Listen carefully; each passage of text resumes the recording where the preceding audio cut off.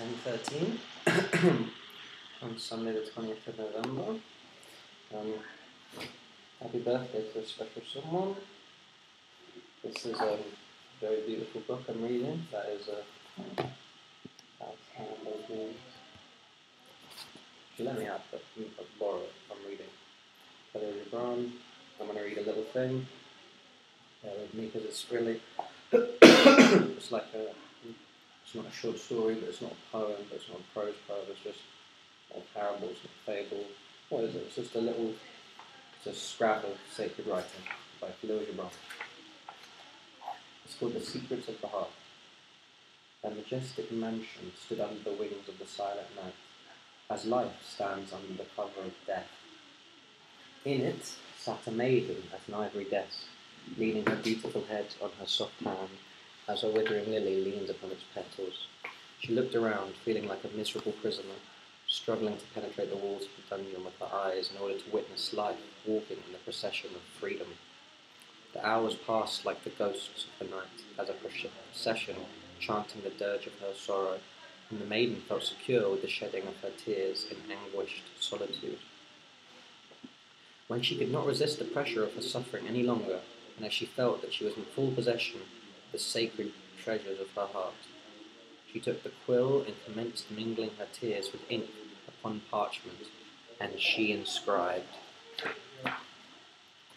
"My beloved sister, when the heart becomes congested with secrets, and the eyes begin to burn from the searing tears, and the ribs are about to burst with the growing of the heart's confinement, one cannot find expression for such a labyrinth, except by a surge of release.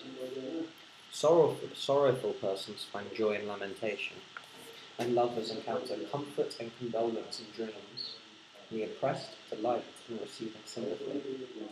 I am writing to you now because I feel like a poet who fancies the beauty of objects, whose impression he composes in verse while being ruled by a divine power. I am like a child of the starving poor who cries for food, instigated by bitter hungerness, disregarding the plight of his poor and merciful mother and her defeating life. Listen to my painful story, my dear sister, and weep with me, for sobbing is like a prayer, and the tears of mercy are like a charity because they come forth from a living, insensitive, and good soul, and they are not shed in vain. It was the will of my father when I married a noble and rich man. My father was like most of the rich, whose only joy in life is to improve their wealth by adding more gold to their coffers in fear of poverty, and curry nobility with grandeur in anticipation of the attack of the black days. I find myself now, with all my love and dreams, a victim upon a golden altar which I hate, and an inherited honour which I despise. I respect my husband because he is generous and kind to all. He endeavours to bring happiness to me, and spends his gold to please my heart. But I have found that the impression of all these things is not worth one moment of a true and divine love. Do not ridicule me, my sister, for I am now a most enlightened person regarding the needs of a woman's heart, that throbbing heart which is like a bird flying in the spacious sky of love. It is like a vase replenished with the wine of the ages that has been pressed for the sipping of souls. It is like a book in whose pages one reads the chapters of happiness and misery, joy and pain, laughter and sorrow. No one can read this book except the true companion who is the other half of the woman created for her since the beginning of the world. Yes, I became most knowing amongst all women as to the purpose of the soul and meaning of the heart, for I have found that my magnificent horses and beautiful carriages and glittering coffers of gold and sublime nobility are not worth one glance from the eyes of that poor young man who is patiently waiting and suffering the pangs of bitterness and misery.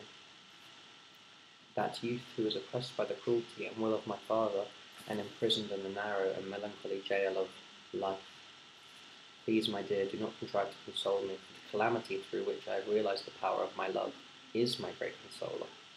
Now I am looking forward from behind my tears and awaiting the coming of death, to lead me to where I will meet the companion of my soul and embrace him as I did before we entered this strange world. Do not think evil of me, for I am doing my duty as a faithful wife and complying calmly and patiently with the laws and rules of man. I honour my husband with my sense, and respect him with my heart, and revere him with my soul.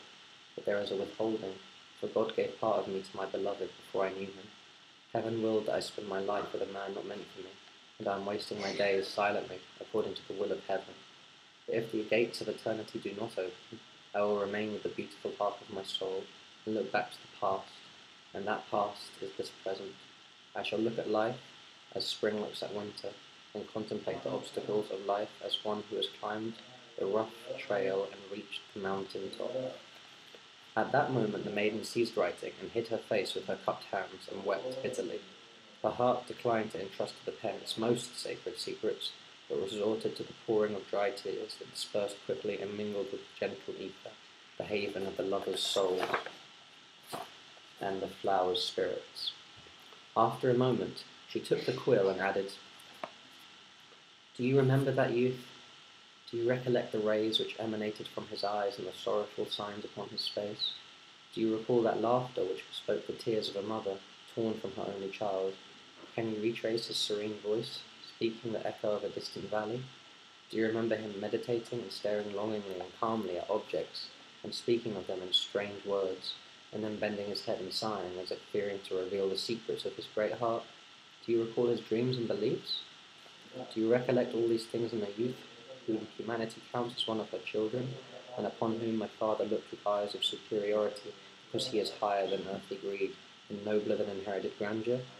You know, my dear sister, that I am a martyr in this belittling world, and a victim of ignorance. Will you sympathize with the sister who sits in the silence of the horrible night, pouring down the contents of her inner self, and revealing to you her heart's secrets? I am sure that you will sympathize with me, for I know that love has visited your heart." Dawn came, and the maiden surrendered herself to slumber, hoping to find sweeter and more gentle dreams than those she had encountered in her awakeness.